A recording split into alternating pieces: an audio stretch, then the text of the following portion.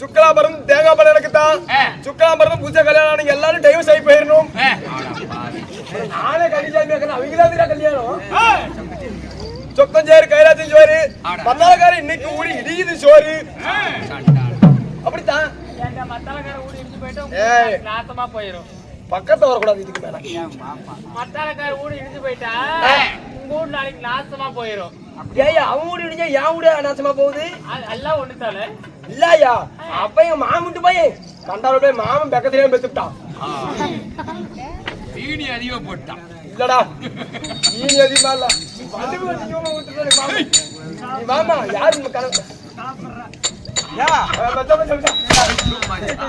எப்படி நல்லா இல்லையா?